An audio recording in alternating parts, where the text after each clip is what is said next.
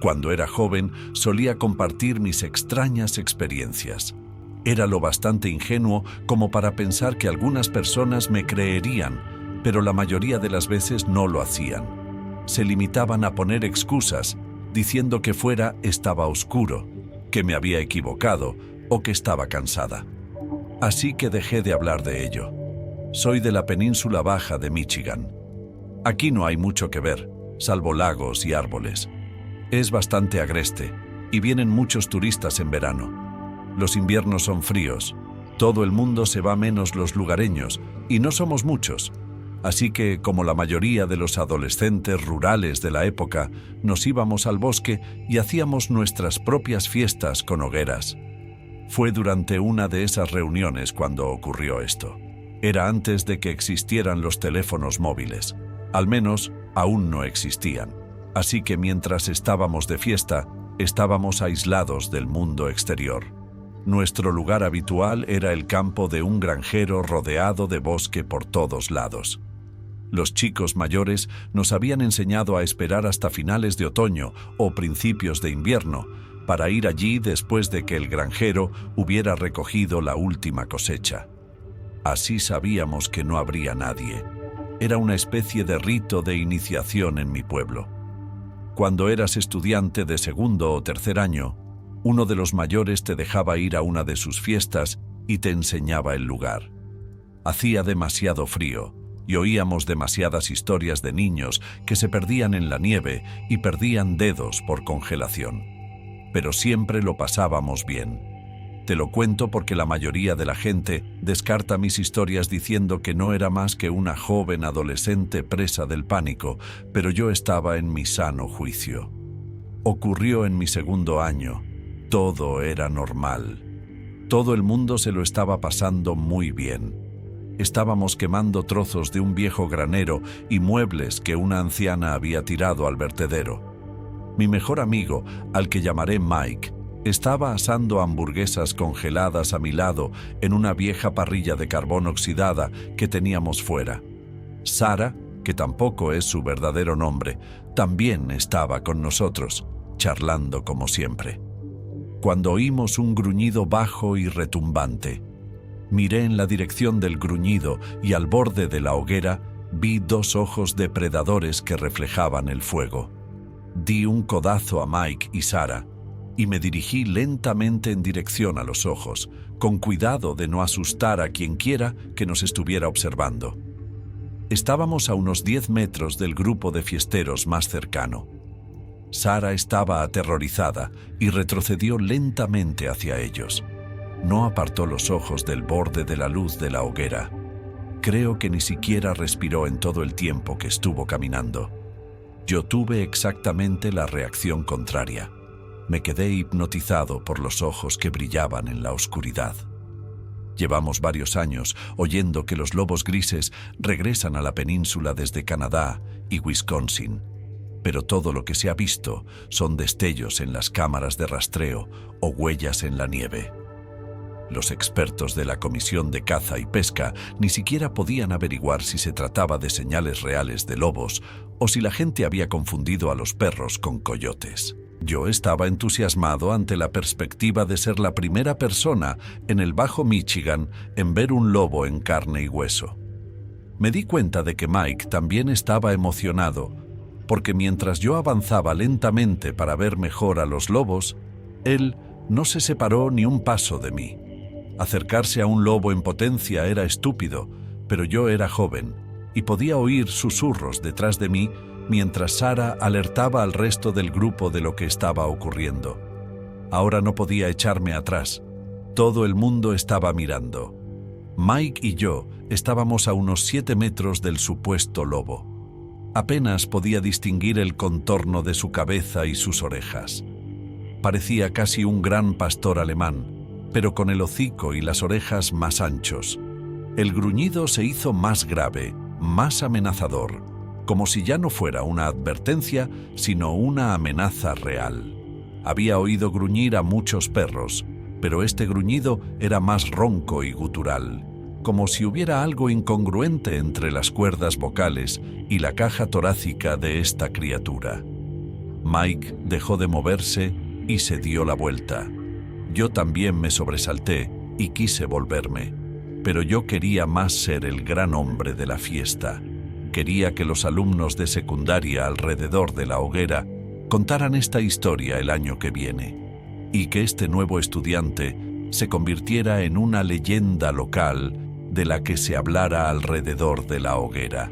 Noté un fuerte olor que provenía del lobo. Olía como un perro mojado bañado en orina. Estaba a unos 5 metros más o menos y sabía que no podía acercarme más. Podía ver que algo iba mal. Podía ver el contorno de todo el cuerpo de la criatura. Y no era un lobo. La cabeza y las patas parecían las de un gran pastor alemán. Pero el torso era humano. Tenía los hombros anchos y musculosos y una gran joroba de músculos densos en la espalda. Tropecé. Mi pie golpeó una piedra, un palo o algo, no lo sé. Pero hice ruido y asusté a la criatura. Se levantó sobre sus patas traseras y rugió. Ahora la criatura me miraba a los ojos. Su aliento era caliente y olía fatal. Volví a caer de culo y salí corriendo lo más rápido que pude. En esta posición lancé puñados de tierra y piedras en dirección a la criatura, intentando desesperadamente volver al fuego. La criatura huyó hacia el bosque, emitiendo un aullido estridente. Toda la compañía me miró en silencio. Con los años, este incidente se convirtió en un chiste sobre algún niño asustado por un perro de granja o un coyote. Incluso he oído la versión de que se trataba de un mapache inusualmente grande. No culpo a los humanos. Probablemente habría pensado lo mismo si no hubiera sido yo quien lo viera de cerca. Mike fue el único que estuvo lo suficientemente cerca como para ver algo, y no quiere hablar de ello. Cambia de tema cada vez que saco el tema, así que he dejado de preguntarle sobre ello. A veces me pregunto si habría ocurrido algo terrible si no nos hubiéramos fijado en esos ojos a la luz del fuego. Quizá si alguien hubiera abandonado la fiesta para ir a mear o a besarse entre los arbustos, se habría convertido en un asesinato sin resolver en lugar de una broma local.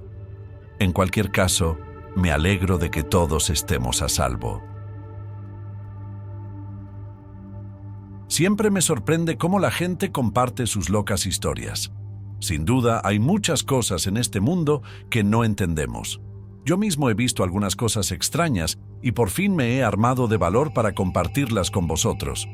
Fue lo más inquietante que he experimentado en mi vida. Soy guardabosques en el Bosque Nacional Hiawatha, en Michigan. Trabajar aquí es el trabajo de mis sueños. Cuando era niño, mis padres nos traían aquí en verano para pasar las vacaciones en familia. La naturaleza aquí es preciosa y me encanta, así que quería contribuir a preservar este bello entorno. No recuerdo haber visto nada extraño de niño, pero trabajar aquí es otra historia. Los visitantes siempre me cuentan cosas raras, pero yo diría que la mayoría de las veces se trata de un error de identidad, como cuando alguien cree que un oso es un Bigfoot. Pero yo sé lo que he visto, y no se puede confundir con un oso. Todo empezó con una llamada a la estación de guardabosques sobre un ataque en uno de los campings. Yo mismo y otro guarda forestal, al que llamaré Tom, fuimos a ver qué pasaba. Lo que descubrimos en el lugar era algo sacado de una película de terror. Un hombre se había vuelto loco e intentaba matar a su familia. Iba armado con un cuchillo Bowie y había acorralado a su mujer y a su hijo, pero su esposa pudo inmovilizarlo con un rifle de caza. Sacamos nuestras pistolas y le ordenamos que soltara el arma, pero no accedió. Su mujer estaba aterrorizada, pero nos suplicó que no le disparáramos. Mientras Tom mantenía el arma preparada, yo desenfundé mi porra, desarmé y sometí al hombre.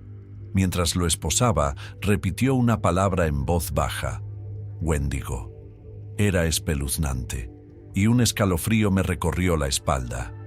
Llegó la policía y mientras tomaban declaración a la mujer, la oí decir que llevaban unos días acampados. Su marido se había ido a cazar solo, pero cuando regresó, empezó a actuar de forma extraña. De repente, se volvió retraído y empezó a hablar solo, afirmando que había visto una criatura extraña en el bosque. Cuando la mujer intentó hablar con él, la atacó. El niño se asustó y la mujer exigió que se marcharan, pero el hombre se negó. Finalmente se enfureció y dirigió su atención hacia su mujer y su hijo. Ella pensó que estaba poseído y estaba segura de que no era él, afirmando que incluso tenía los rasgos faciales alterados. Los policías se llevaron a la familia a comisaría, dejándonos a Tom y a mí en estado de shock. Claro que había tenido que disolver disturbios de borrachos antes, pero nada como esto. Le pregunté a Tom si había oído al hombre decir la palabra Wendigo. Negó con la cabeza. No, pero no le creí. Era obvio que estaba asustado. Había oído que el Wendigo era un mito de los nativos americanos, pero no creía que nadie lo creyera hoy en día. Se dice que la criatura es capaz de atraer a la gente a su hechizo y llevarlos a la locura, al asesinato e incluso al canibalismo. Si alguna vez oí a alguien hablar de ella, fue solo como un cuento de hoguera. En los días siguientes me obsesioné. Me enteré de que la mujer y el niño estaban a salvo, pero en cuanto sacaron al marido del bosque, fue como si hubiera salido de un trance y no recordara lo que había hecho. Me enteré por amigos policías, pero curiosamente, las noticias informaron de que el hombre estaba drogado. Parecía que alguien lo estaba encubriendo, probablemente para proteger la reputación del Bosque Nacional o del Servicio Forestal de Estados Unidos. Durante los descansos, miré las cámaras instaladas en los senderos donde había acampado la familia. Seguí las imágenes de un hombre cazando y vi algo muy extraño. En un momento dado, se acercó a algo fuera de cámara, apuntando con su rifle. Pero entonces se detuvo. Bajó el rifle y se quedó inmóvil, mirando lo que era. No miraba a la cámara y estaba a unos 10 metros de ella, así que no pude verle la cara. Estuvo literalmente inmóvil durante más de 3 horas. El sol empezó a ponerse y finalmente recogió su escopeta y se alejó. Unos minutos después, una enorme figura sombría atravesó el sendero. Fue tan rápido que parecía borroso. Pero miré de cerca y pude distinguir algo que parecía salido de una pesadilla. Sobre todo pude distinguir la cabeza. Pensé que era una máscara, pero el resto de la figura también era esquelética. Las piernas eran como las de un ciervo y el cuerpo estaba demacrado. Los brazos eran largos y tenían garras que también parecían cuernos. Inmediatamente se lo conté a mi supervisor y le enseñé el vídeo, pero me dijo que no era lo que yo pensaba y que dejara el tema. Algo no iba bien y estaba claro que no me lo estaba contando todo. Se lo conté a Tom, pero no quiso involucrarse. Le hice revisar los registros, pero cuando los cotejé con la base de datos, habían desaparecido. Todo sobre esta familia había sido borrado. Tom solo dijo que a veces es mejor dejar las cosas como están. Yo estaba confusa, pero entonces me llamó mi supervisor. Me explicó que el asunto era delicado y que no era un asunto del Servicio Forestal de EU.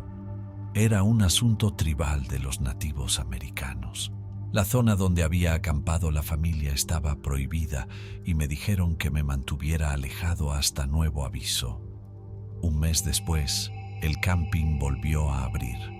Tom me dijo que lo habían limpiado. Estaba claro que este incidente tenía raíces más profundas de lo que yo pensaba. Y, como dijo Tom, a veces es mejor dejarlo estar. Permítanme empezar por el principio. Soy un operador propietario y programo los envíos a través del mismo agente que he utilizado desde que empecé mi negocio. Recibí una llamada sobre un envío urgente que debía trasladarse de Long Beach, California, a Amarillo, Texas. Me describió vagamente la carga y la empresa, lo que debería haber sido la primera señal de alarma, pero no le di mucha importancia y acepté el trabajo. Llegué al puerto de Long Beach donde me dirigieron a un muelle acordonado. Había muchos coches negros sin distintivos y gente con uniformes militares sin rangos ni insignias. Tuve que pasar por un estricto control donde me registraron minuciosamente, comprobaron mis documentos y también registraron mi camión. Nunca antes había vivido algo así, y debería haber sido otra señal de alarma, pero decidí que ya era demasiado tarde para dar marcha atrás. Aquí empezó lo extraño. No me dejaron entrar en la parte trasera de mi camión, sino que se lo llevó otra persona, y me dijeron que volvería con un contenedor cargado ya enganchado. Le dije que no me parecía bien, porque me gusta inspeccionar la carga y asegurarme de que está bien cargada y sujeta. No quería que me hicieran responsable de esto, pero me aseguraron que el contenedor estaba precintado y que a menos que el precinto se rompiera en la entrega, yo no sería responsable de nada. No era la primera vez que llevaba un contenedor precintado, así que me encogí de hombros y les di la documentación. Pero se negaron a decirme exactamente qué iba a transportar. Me sentí incómodo, pero mirando a los hombres armados que me rodeaban, no discutí. Me dieron otros papeles para firmar que decían que el contenedor estaba precargado y precintado. Prometieron a Amarillo una prima considerable si todo salía bien. Sabían que era algo fuera de lo normal, pero me dijeron que no me preocupara, lo que no hizo sino aumentar mi curiosidad. Una hora más tarde, volvieron a mi camión con el contenedor y salí de allí lo más rápido que pude. Mientras conducía, los acontecimientos se repetían en mi cabeza. ¿Qué había en ese contenedor? ¿Por qué contratar a un cámara para algo tan secreto? ¿A qué oscura organización pertenecían? ¿Por qué hombres armados? Fuera lo que fuese, pesaba mucho. Mi imaginación se desbocó. Unas horas más tarde, sobre las 2 o las 3 de la madrugada, conducía por la I-40 en Arizona, acercándome a la frontera con Nuevo México. No había nadie más en este tramo solitario del desierto. A esa hora, no había nadie más en ese solitario tramo de desierto. Y entonces comenzó la verdadera locura. Hubo un destello de luz en el cielo que confundí con un relámpago. Pero cuando volvió a ocurrir, me di cuenta de que en realidad procedía de una montaña cercana. Y juro que vi algo salir volando de ella y desaparecer en el cielo. Un objeto redondo y brillante que se desplazaba a una velocidad increíble. Miré por la ventanilla para ver mejor el objeto y casi me salgo de la carretera. Sobrevolaba mi cabeza una nave negra en forma de triángulo. Era difícil de ver en la oscuridad, pero estaba oculta por el claro cielo estrellado. No emitía ningún sonido y seguía mi paso. Era enorme, del tamaño de un campo de fútbol. No sé por qué pensé que podría dejarlo atrás, pero instintivamente pisé el acelerador. Al instante siguiente, un objeto blanco brillante apareció a mi lado. Se detuvo un momento y pasó zumbando a mi lado. No sé si conocen los ovnis Tic-Tac de los que informaron las fuerzas aéreas hace unos años, pero ese era su aspecto. Muerto de miedo, volví a mirar por la ventana y vi que la nave triangular seguía sobrevolándome. En ese momento, otro tic-tac rodeó mi camión. Me rodeó en el sentido de las agujas del reloj, manteniendo la velocidad a la que yo viajaba, unos 130 kilómetros por hora. Luego se elevó y desapareció. Luego se elevó y desapareció. Desafiaba toda lógica y física. Me concentré en la carretera y finalmente me detuve en una parada de camiones cerca de Gallup, Nuevo México. No sé cuánto tiempo estuve allí sentado antes de salir, pero tardé un rato en darme cuenta de lo que estaba pasando. La nave triangular no aparecía por ninguna parte. No tengo ni idea de cuánto tiempo me siguió antes de desaparecer. La única conclusión a la que pude llegar fue que estaba conectada con lo que fuera que había en el contenedor. Continué hasta Albuquerque, donde se suponía que debía tomarme un descanso de 10 horas, pero yo solo quería soltar esta carga. Continué y completé el último tramo del viaje hasta Amarillo sin incidentes. Deposité el contenedor en una instalación sin marcar y me recibieron unos hombres armados con uniformes sin marcar. Me preguntaron cómo había ido el viaje y si había encontrado algo por el camino, pero les dije que no había pasado nada. Estoy seguro de que no me creyeron, pero no dijeron nada y no me importó. Se llevaron mi camión y me lo devolvieron 1 hora más tarde sin el contenedor. Me dieron una bonita bonificación en metálico, pero el dinero no significaba nada. Me fui al motel más cercano y me quedé tumbado unas horas. Cuando me desperté, tenía las manos y la cara enrojecidas por una especie de sarpullido. Fui al médico y me dijeron que eran quemaduras por radiación. Me he cogido una baja mientras me curo y no me atrevo a volver a conducir. Pero aunque lo haga, puedo asegurar una cosa: no aceptaré más trabajo de ese broker.